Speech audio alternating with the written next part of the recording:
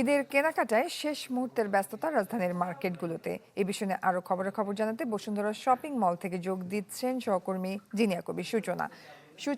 একদমই দোরগোড়ায় ঈদ উল ফিতর, মার্কেটের খবরগুলো জানাবেন আমাদের।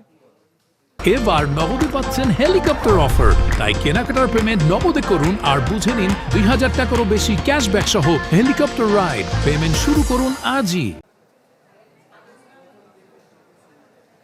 জয়ী, আসলে গতকাল তো পবিত্র লাইলাতুল কদরের রাত ছিল, সে কারণে যারা ধর্মপ্রাণ মুসল্লি তারা আসলে ইবাদত করেছেন সারা রাত। এ কারণে সকালে গতকালও যে পরিমাণ ভিড় ছিল বসুন্ধরা সিটিং যে শপিং মল, সেখানে এখানকার যিনি শপিং মল কর্তৃপক্ষ যারা বিক্রয় কর্মী আছে তাদের সাথে আমাদের কথা হয়েছে।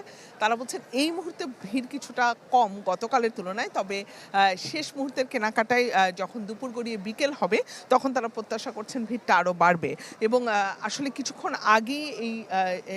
আগেও কিন্তু এত লোকজন ছিল না, এখন কিন্তু বেশ ভিড় বাড়ছে, মানুষজন আসছে। একদমই শেষ মুহূর্তের কেনাকাটা।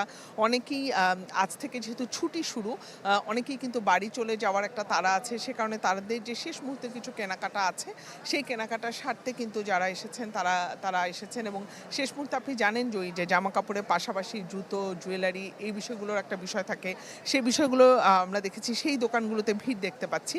এবং যেমনটি আমি আপনাকে বলছিলাম, বসুন্ধরা সিটি শপিং মলের যে চিরায়ত চিত্র ঈদের দুদিন আগে, সেই চিত্রটা কিছুটা আজকে সেই তুলনায় ভিড় কিছুটা কম।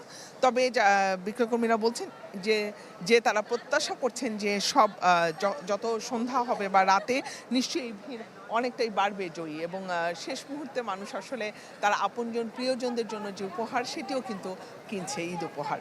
জয়ী, ধন্যবাদ সূচনা আপনাকে। দর্শক, ঈদের কেনাকাটায় শেষ মুহূর্তের ব্যস্ততা রাজধানীর মার্কেটগুলোতে, সে বিষয় নিয়ে বিস্তারিত খবর জানছিলাম।